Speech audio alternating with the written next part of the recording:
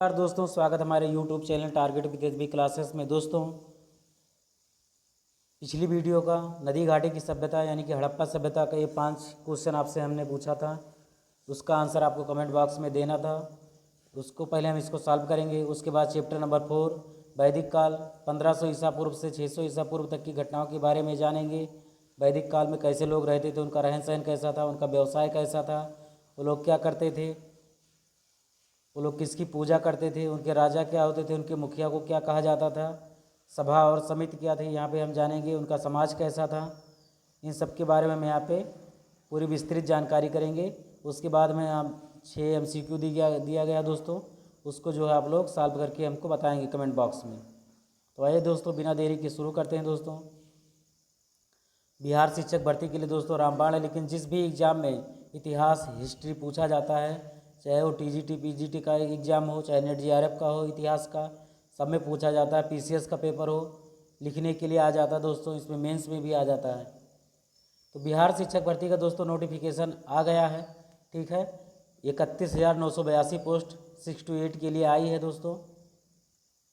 इसका नोटिफिकेशन आ गया है दोस्तों, कल क्लियरिटी इसकी जारी हो गई है। जूनियर लेवल में 31,982 पद सृजित किए गए हैं दोस्तों।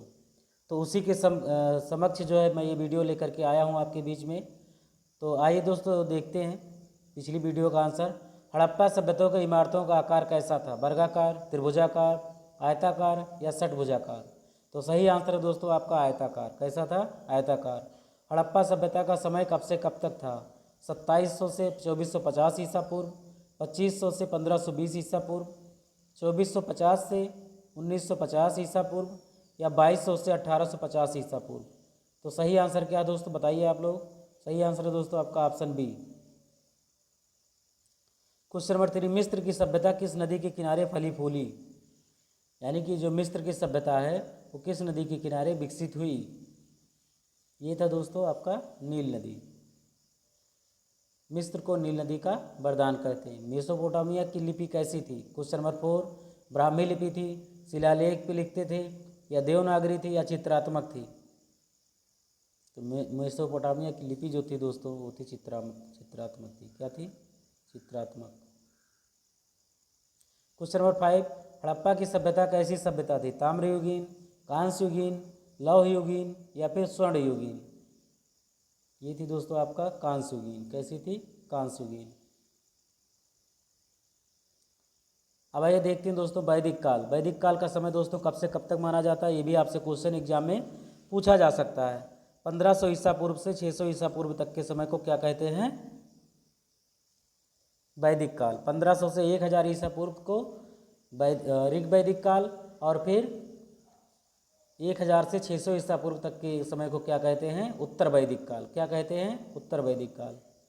आइए देखते हैं दोस्तों, पशु हम सदैव से हमारे लिए उपयोगी रहे हैं। आप लोग जानते हैं पशुओं से हम लोग घी, दूध, दही और खेत जोतने के भी काम में इस्तेमाल करते हैं। उसका जो गोबर होता है उसको जो है हम लोग सड़ा करके उसको खेत में खाद के रूप में इस्तेमाल करते हैं। तो पशु हमारे लिए सदा ही उपयोगी रहे हैं। और भारत में पशुओं को पालने की जो परंपरा है ये बहुत पहले के समय से ही चली आ रही है। आप प्रारंभिक आर्य भी पशुपालक ही थे, और उसी के समकक्ष पशुओं के चारे के लिए, ठीक है, और खेती करने के लिए, उसी सब की वजह से जो है वो लोग भारत में आए थे। आर्यों के रहन सहन के तरीके, परंपराओं का पालन आज भी भारतीय समाज में देखने को मिलता है। यानी कि आर्य लोगों के द्वारा बनाए गए नियम कानून आज भी हमारे समाज में पालन हो रहे हैं। वैदिक काल से तात्पर्य उस युग से है जिसका ज्ञान वैदिक साहित्य से होता है, ठीक है। उसका ज्ञान किससे होता है? वैदिक साहित्य से होता है। वेदों से हमें आर्यों की राजनीति व्यवस्था, समाज, धर्म, कला इत्यादि की जानकारी मिलती है। आर्य का क्या अर्थ होता है? श्रेष्ठ। श्रेष्ठ या कुलीन। क्या होता है? श्रेष्ठ या कुलीन भी आपको लिखा मिल जाएगा, तो कंफ्यूज नहीं होना है। प्रायः यह माना जाता है कि हड़प्पा सभ्यता के अवसान के बाद यानी कि समाप्ति के बाद वैदिक संस्कृति का विकास हुआ। अब उनका प्रारंभिक जीवन कैसा था आर्यों का? तो प्रारंभ में आर्य इधर उधर घूमते रहते थे। वह कबीलों में रहते थे, समुदायों में रहते थे। आर्य क्या क्या पशु पालते थे? गाय, बैल, घोड़ा, ये सब क्या करते थे, इन पशुओं को पालते थे। और चारा, पानी तथा उपजाऊ भूमि की तलाश में वो एक स्थान से दूसरे स्थान तक जाते रहते थे। जहाँ चारा तथा उपजाऊ भूमि मिलती वहीं पर वो बस जाते थे। इस प्रकार आर्य समूह में आए और नए नए स्थानों पर बसते गए। लगभग 1200 ईसा पूर्व से 1000 ईसा पूर्व तक आर्य सिंध, सतलज और सरस्वती नदी के किनारे बस गए। कहाँ पे बसे? सिंध, सतलज, ब्यास और सरस्वती नदी के किनारे। इनका आर्य सभ्यता का प्रसार कैसे हुआ? भारत में आर्य सभ्यता का प्रारंभ सप्त सैंधव प्रदेश से होता है। सप्त सैंधव प्रदेश का मतलब 7 नदियों की भूमि, सिंधु, सतलज, ब्यास, रावी, चिनाब। अभी आगे देखते हैं दोस्तों। कार्य कहाँ से है, इसका इतिहासकारों में क्या है, बहुत ज़्यादा मतभेद है, यानी कि विचारों में एकता नहीं है। कुछ इतिहासकारों का कहना कि आर्य बाहर से आए और हमारे यहाँ बस गए। कुछ लोग कहते हैं दोस्तों जर्मनी से आए, कुछ लोग कहते हैं मध्य एशिया से आए हैं। तो ये उनका विभिन्न मत है। और कुछ लोग कहते हैं नहीं, आर्य भारत के ही निवासी थे। ये मतभेद देखने को मिली है दोस्तों। सबसे अधिक प्रमाण मिला है दोस्तों मैक्स मूलर का, जो कि मध्य एशिया से आए हुए माने जाते हैं। ये यहाँ पे आप समय रेखा देख सकते हैं दोस्तों। 1500 से 1000 ईसा पूर्व तक ऋग वैदिक काल और 1000 से 600 ईसा पूर्व तक उत्तर वैदिक काल। सप्त सैंधव 7 नदियों की भूमि, सिंधु नदी, ब्यास, झेलम, चिनाब, सतलज और सरस्वती। ठीक है, ये सिंधु की सहायक नदियाँ भी हैं दोस्तों। ब्रह्मवर्त, दिल्ली के आसपास का क्षेत्र क्या कहलाता है? ब्रह्मवर्त। ब्रह्मर्षि क्या है दोस्तों? गंगा यमुना का दोआब क्षेत्र। गंगा यमुना का दोआब क्षेत्र क्या कहलाता है? ब्रह्मर्षि। दोआब क्या होता है दोस्तों? 2 नदियों के बीच की भूमि को क्या कहते हैं? दोआब कहते हैं। क्या कहते हैं? दोआब।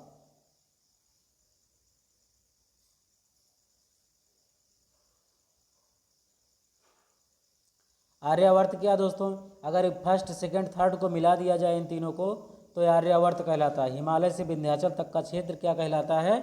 आर्यावर्त कहलाता है। और विंध्याचल से नीचे का जो क्षेत्र है, दक्षिणी छोर पूरा, वो जो है दक्षिणापथ कहलाता है। क्या कहलाता है? दक्षिणापथ। अब आइए देखते हैं दोस्तों वेद। वेद क्या दोस्तों? इसका अर्थ क्या है? जानना। और ये संस्कृत के विद शब्द से बना हुआ है। वेदों की संख्या कितनी है? 4 है। ऋग्वेद है, यजुर्वेद, सामवेद, अथर्ववेद। और सबसे प्राचीन वेद कौन सा है दोस्तों?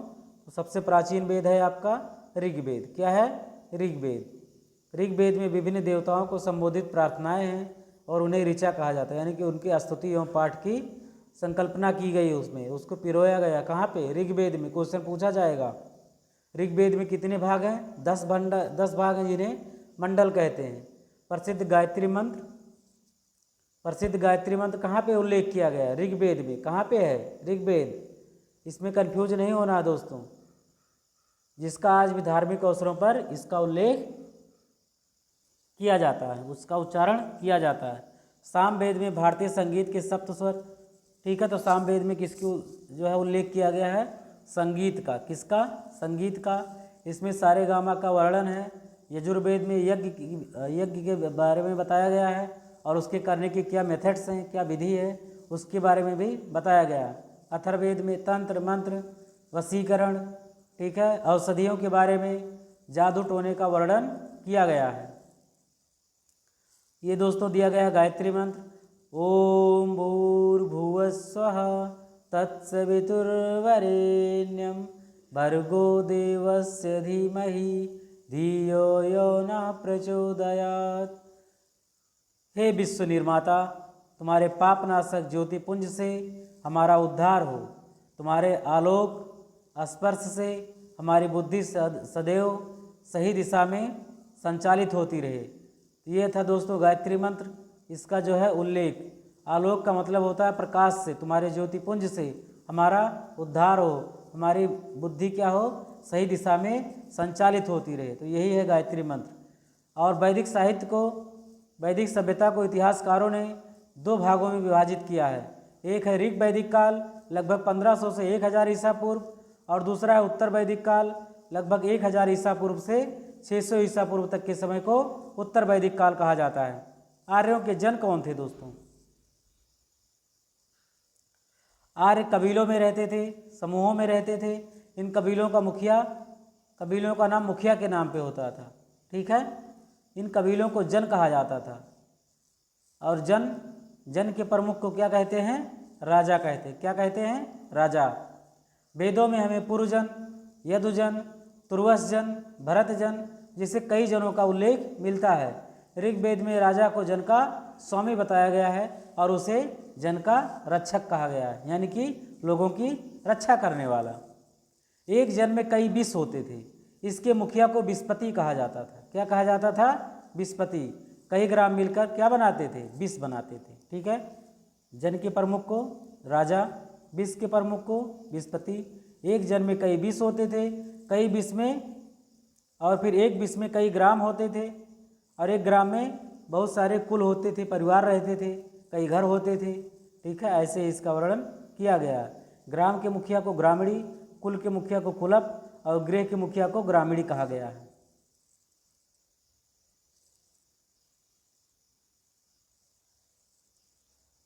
उत्तर वैदिक काल में जब जन अस्थायी रूप से किसी क्षेत्र में बस गए तो वही जन क्या बन गए? जनपद। क्या बन गए? जनपद। इसका हम अगले चैप्टर में इसका उल्लेख करेंगे। अब राजा कैसा होता दोस्तों? वैदिक काल में जन का प्रमुख राजा था। राजा का प्रमुख कार्य जन के लोगों की रक्षा करना था। युद्ध में सेना का नेतृत्व करना था। कौन करता था? राजा करता था। प्रारंभ में राजा का चुनाव किसके द्वारा किया जाता था? सभा के द्वारा किया जाता था। उत्तर वैदिक काल में राजा का पद वंशानुगत हो गया। कैसा हो गया? वंशानुगत, यानी कि राजा का बेटा ही राजा बनेगा। और जबकि ये ऋग वैदिक काल में ऐसा नहीं था। हमारे समाज के लिए दोस्तों जो ऋग वैदिक काल का समाज था वही सबसे ज़्यादा उपयुक्त था।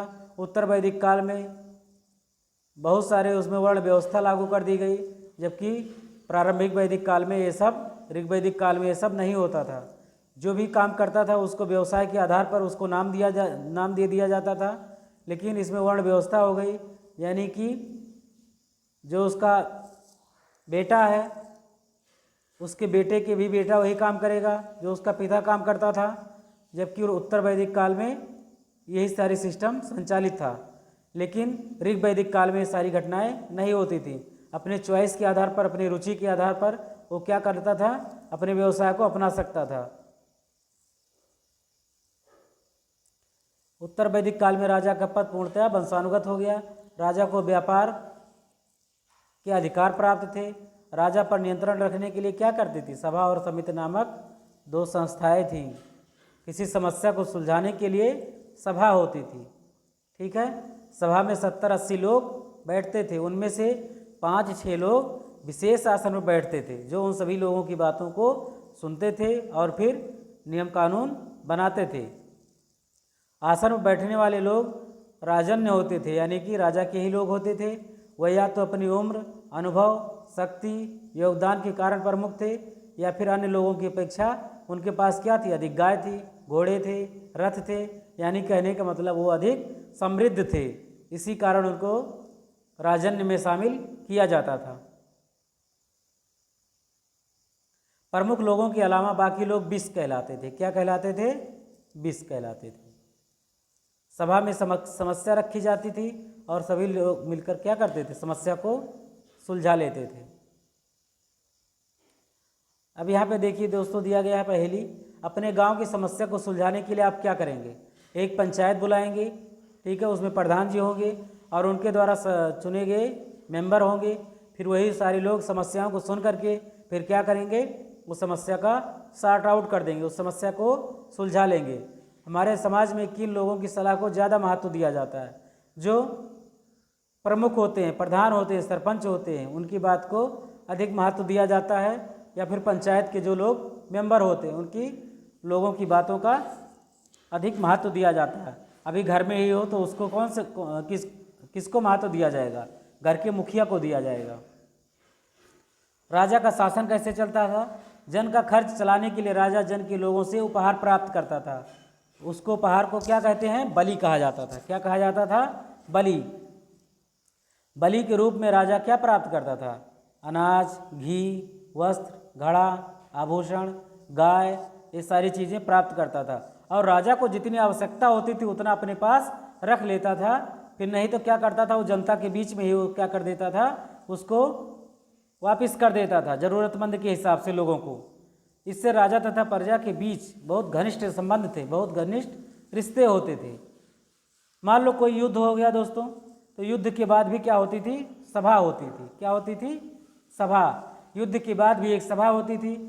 सभा में जन के राजा जीत में मिली गायों, घोड़ों, रथ, हथियार, आभूषण, दास दासियां को जन के कई लोगों के बीच बांटते थे, लेकिन सबसे बड़ा हिस्सा राजा अपने पास रखता था।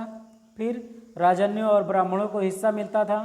कुछ गायें, भेड़, बकरियां, अनाज, ये सारी चीज़ें क्या करती थी, लोगों, साधारण लोगों में भी बांट दी जाती थी। इससे राजन्यों के पास गायें, घोड़ा, हथियार, सोना, दास दासियों की संख्या ज़्यादा हो जाती थी और पहले से वो ज़्यादा ताकतवर बन जाते थे। धर्म और यज्ञ कौन करवाता था, धर्म एवं यज्ञ। आर्य लोग देवताओं को प्रसन्न करने के लिए प्रारंभ में क्या करते थे, स्तुति पाठ करते थे, प्रार्थना किया करते थे, और बाद में क्या करते थे, वो यज्ञ करने लगे। और यज्ञ का कार्य कौन करवाता था, पंडित जी, पुरोहित। यज्ञ सामूहिक रूप से हुआ करता था। और सबसे बड़ी बात यह है दोस्तों कि पुरुषों के साथ साथ महिलाओं का भी इसमें सहभागिता थी, यानी कि साथ साथ इसमें लगी रहती थी। दोनों लोग यज्ञ करते थे। यज्ञ कार्य की सफलता के लिए भेंट व चढ़ावे के साथ देवताओं की प्रशंसा में वेद के मंत्र भी गाए जाते थे। आर्यों के सबसे प्रिय देवता कौन थे दोस्तों, तो आर्यों के सबसे प्रिय देवता थे इंद्र। कौन थे, इंद्र। और उन्हें युद्ध में विजय दिलाते थे। यज्ञ के समय ब्राह्मण वेद मंत्रों का सस्वर पाठन करते हुए आग में क्या डालते थे, घी, जैसे आजकल भी डाला जाता है। ये मंत्र संस्कृत भाषा में थे। बहुत समय तक ये मंत्र नहीं लिखे गए, लेकिन बाद में इन्हें बोल बोल कर, पहले तो याद रखा जाता था बोल बोल कर, फिर सिखाया जाता था, लेकिन लोगों के जैसे जैसे समझ में आया फिर उसको क्या कर दिया गया, उनको लिख दिया गया, जिसको हम आज ऋग्वेद में मंत्रों को पढ़कर आर्यों के जीवन की कई बातों को जान सकते हैं। तो ऋग्वेद पढ़ेंगे तो आर्यों का जीवन कैसा था, हमारा समाज कैसे आगे बढ़ा, उन सब के बारे में हम लोग को जानकारी मिलेगी। वैदिक कालीन समाज कैसा था, परिवार पे आधारित था। परिवार का वरिष्ठ पुरुष सदस्य मुखिया होता था, जिसको कुलप या गृहपति कहा जाता था। और आरंभ में आर्य 3 वर्णों में विभाजित थे। किसमें, 3 वर्णों में विभाजित थे, राजा, पुरोहित तथा अन्य जन। ठीक है, किसमें विभाजित थे, एक राजा होता था, एक पुरोहित होते थे, और फिर एक तीसरा कैटेगरी था अन्य जन, बाकी लोग इसके अलावा। और बाकी उसमें ज़्यादा वर्ण व्यवस्था ज़्यादा नहीं लागू की गई थी। उसके बाद ये विभाजन उनके व्यवसाय पर आधारित था, परंतु कठोर नहीं था। किंतु धीरे धीरे जो यज्ञ करवाते थे वो क्या कहलाए, उनको ब्राह्मण नाम दे दिया गया। जो युद्ध करते थे उनको क्षत्रिय नाम दे दिया गया। जो व्यापार करते थे वो वैश्य कहे जाते थे। बाद में शूद्र नामक चौथा वर्ण भी मिलता था, ठीक है, जिसमें युद्ध में हारे लोग शामिल किए गए। धीरे धीरे वर्ण व्यवस्था कठिन होती गई। कैसी हो गई, कठोर होती गई। जैसे हमने पहले बताया आपको, ठीक है, कि पहले क्या था, रुचि के आधार पर लोग व्यवसाय को अपना लेते थे। ठीक है, पिता के कार्य पर आधारित हो गए। पहले रुचि के आधार पर थे, लेकिन अब पिता के कार्य पर आधारित हो गए, यानी कि जो बाप करेगा वही बेटा भी करेगा।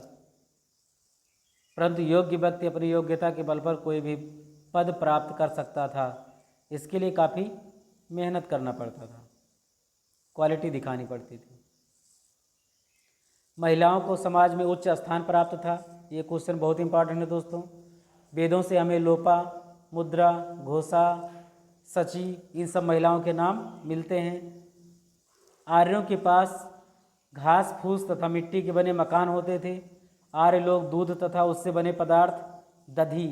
अब दधी शब्द ऐसे क्वेश्चन पूछ लिया जाता है दोस्तों कि ये किसके लिए प्रयोग किया गया है, तो दही के लिए। किसके लिए, दही के लिए। नवनीत, मक्खन के लिए, घृत, घी के लिए प्रयोग किया जाता था। अन्न में यो यानी कि जौ, गोधूम, गेहूँ, व्रीहि, चावल शब्द का प्रयोग किया जाता था। आश्रम व्यवस्था कैसी थी दोस्तों उनकी? आश्रम व्यवस्था प्रत्येक व्यक्ति के जीवन को व्यवस्थित करने के लिए आर्यों ने जीवन को 4 अवस्थाओं में बांटा था। पहली अवस्था ब्रह्मचर्य अवस्था थी, इसमें बच्चा आश्रम में रहकर शिक्षा प्राप्त करता था। दूसरी अवस्था गृहस्थ थी, यह अवस्था पारिवारिक जीवन से संबंधित थी। ब्रह्मचर्य अवस्था दोस्तों 0 से 25 साल, 25 से 50 वर्ष की अवस्था को क्या कहा गया है? गृहस्थ अवस्था। और फिर वानप्रस्थ अवस्था 50 से 75, और फिर 75 से 100 वर्ष, 75 से 100 वर्ष संन्यास की अवस्था की जाती, जिसमें व्यक्ति वन में जाता था, सारी मोह माया से विरक्त हो जाता था और आत्मचिंतन द्वारा ईश्वर को प्राप्त करने की कोशिश करता था। आर्यों की भाषा कैसी थी दोस्तों? तो इनकी भाषा दोस्तों थी संस्कृत। क्या थी? संस्कृत। और ये दोस्तों यूरोप और ईरान में और भारत में भी अभी भी बोली जाती है। लेकिन इनके बोलने के ढंग में क्या थी? कुछ कुछ समानताएं देखने को मिलती हैं। देखिए, एक शब्द है पितृ। क्या है? पितृ। फारसी में इसका नाम है पिदर। क्या नाम है? पिदर। लैटिन में पाटर, अंग्रेजी में फादर, माता को फारसी में मादर और लैटिन में माटर, अंग्रेजी में मदर कहते हैं। इन सब चीज़ों को दोस्तों याद रखिएगा। आइए देखते हैं उनकी शिक्षा व्यवस्था कैसी थी। विद्यार्थी गुरुकुल में रहकर शिक्षा प्राप्त करते थे। वेदों के साथ गणित, ज्यामिति, ज्योतिष, भूगोल, सैन्य विज्ञान तथा शिल्प आदि की शिक्षा दी जाती थी। यानी कि कोई चीज़ बनाने के लिए तो उसमें शिल्प की बात आती है, कारीगरी जिसे कहते हैं। पशुपालन दोस्तों कैसा था? प्रारंभ में भी आर्य क्या थे? पशुपालक ही थे। गाय तथा बैल व्यक्ति के संपत्ति माने जाते थे, ये उनकी समृद्धि का प्रतीक थे। गाय का प्रयोग वस्तुओं को खरीदने में किया जाता था। गाय को पवित्र पशु माना जाता था। वेदों में इसे अधन्या कहा गया। अधन्या का मतलब ना मारे योग्य जाने पशु। जो इसको मारता था, परेशान करता था, दंड देता था, ठीक है, उसके लिए मृत्यु दंड की व्यवस्था थी या देश छोड़कर जाना पड़ता था। पड़ियों, आसपास किसान द्वारा गाय चुरा ले जाने के कारण कई बार युद्ध प्रारंभ हो जाता था और आर्य उन्हें क्या कहते थे? चोरों को दस्यु कहते थे। क्या कहते थे? दस्यु। ये है दोस्तों गुरुकुल में शिक्षा प्राप्त करते विद्यार्थी। ठीक है, ये लोग विद्यार्थी लोग शिक्षा प्राप्त करते हैं। ये हैं आपके पुरोहित जो शिक्षा का काम करते थे, गुरुजी। ये एक यहाँ पे गाय को चारा दे रहे हैं। यहाँ पे हिरन भी है दोस्तों। खेती का महत्व दोस्तों कैसे बढ़ा? जैसे जैसे जनसंख्या बढ़ती गई दोस्तों, तो आवश्यकता ज़्यादा जो लोगों को लगी, तो उन सब के लिए सबका ध्यान कहाँ पर गया? कृषि पर गया। आर्य अब गंगा यमुना के दोआब क्षेत्र में बसने लगे। ठीक है, गंगा यमुना की जो बीच की ज़मीन थी, 2 नदियों के बीच की जो भूमि थी, वहीं पर आकर के आर्य लोग बसने लगे। इन्होंने जंगल काट कर कृषि योग्य भूमि बनाया। कृषि करने के लिए वो हल का प्रयोग करते थे। जौ के साथ गेहूं, धान, दाल आदि उगाने लगे। उनकी शिल्प व्यवस्था कैसी थी? आर्य पशुओं से संबंधित व्यवसाय करते थे, जैसे ऊन काटना, घोड़े से रथ जोतना, लकड़ी की वस्तुएं बनाना, मिट्टी के बर्तन, हस्तशिल्प, हाथ से बनाई गई वस्तुएं, धातु कर्म, धातु से बनाई गई चीज़ों का काम करते थे। धातु को अयस कहते हैं। क्या कहते हैं? अयस। ऋग वैदिक काल में तांबा कांसा का ज्ञान हो चुका था। लोहे का ज्ञान कब हुआ? उत्तर वैदिक काल में हुआ। बहुत ही इंपॉर्टेंट क्वेश्चन है दोस्तों कि लोहे का ज्ञान कब हुआ? हड़प्पा सभ्यता में, ऋग वैदिक काल में, उत्तर वैदिक काल में, या इनमें से कोई नहीं। ऐसे 4 ऑप्शन दे देगा दोस्तों और आपको कंफ्यूज नहीं होना है। तो लोहे का ज्ञान कब हुआ दोस्तों? उत्तर वैदिक काल में हुआ। विज्ञान एवं प्रौद्योगिकी, आर्य को सूर्य, चंद्रमा, पृथ्वी व नक्षत्रों की गतियों का ज्ञान था। वह ज्यामितीय आकृति से परिचित थे।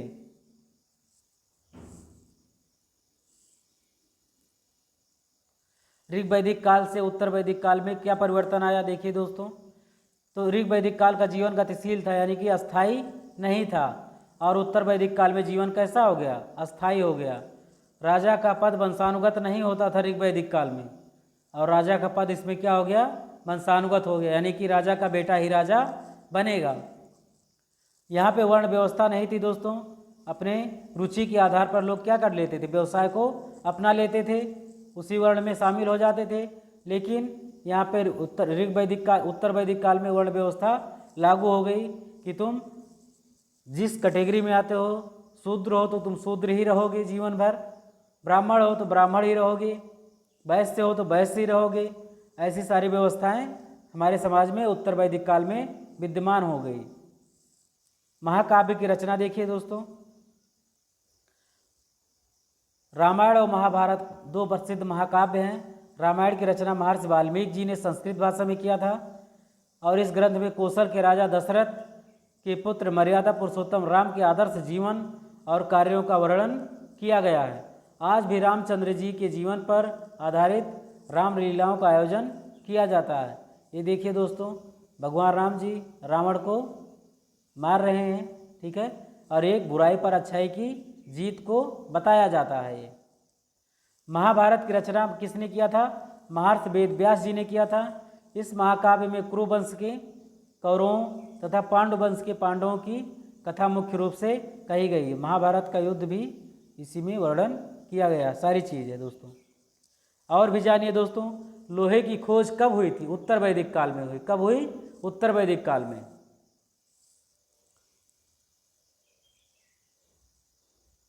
वैदिक काल की पूर्व उनकी लिपि कैसी थी, चित्रात्मक थी, हमने पहले बताया आपको। अब ध्वनि के आधार पर, सुनने के आधार पर अक्षरों का विकास होने लगा। अक्षरों को मिलाकर शब्द और शब्दों को मिलाकर वाक्य बनने लगे थे।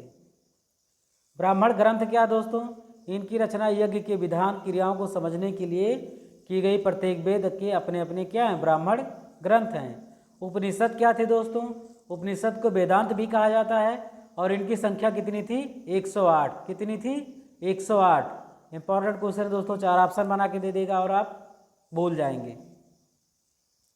भारत का आदर्श वाक्य दोस्तों, सत्यमेव जयते, सत्य की ही सदा विजय होती है। तो ये कहाँ से लिया गया, मुंडकोपनिषद से। कहाँ से, मुंडकोपनिषद से।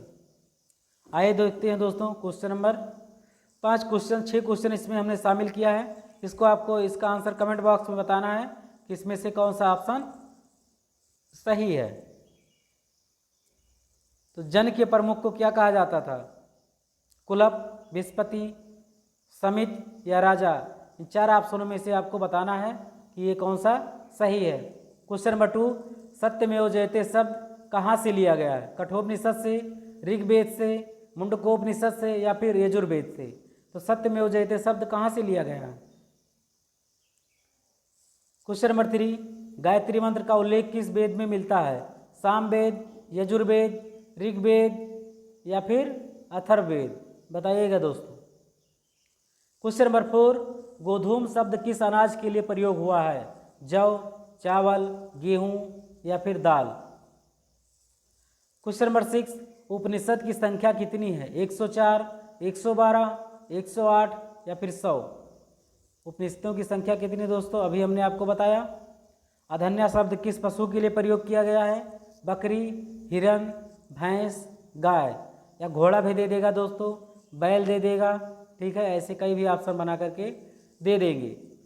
तो सही आंसर क्या दोस्तों, इसको आपको कमेंट बॉक्स में बताना है दोस्तों। तो ये था आपके बीच में दोस्तों चैप्टर नंबर 4 वैदिक काल। आई होप दोस्तों मेरा वीडियो पसंद आया होगा दोस्तों। इसको एक बार और रिवीजन कर लीजिएगा। और ये काफ़ी इंपॉर्टेंट चैप्टर है दोस्तों, यहाँ से क्वेश्चन 100% आने ही आने हैं। चाहे बीपीएससी शिक्षक भर्ती हो 2.0 या फिर पीसीएस का पेपर हो, मेंस में लिखने के लिए भी दोस्तों आ जाता है, एसएससी का पेपर हो, किसी भी चीज़ का पेपर हो, इतिहास तो हर एक एग्जाम में पूछा जाता है। सभी के लिए वीडियो काफ़ी इंपॉर्टेंट है दोस्तों। और बिहार शिक्षक भर्ती जूनियर लेवल का नोटिफिकेशन आ गया दोस्तों। 31,982 पोस्ट हैं दोस्तों, जूनियर का 31,982 पोस्ट हैं दोस्तों। और आपको अभी से लग जाइए दोस्तों, दिसंबर में एग्ज़ाम होगा इसका।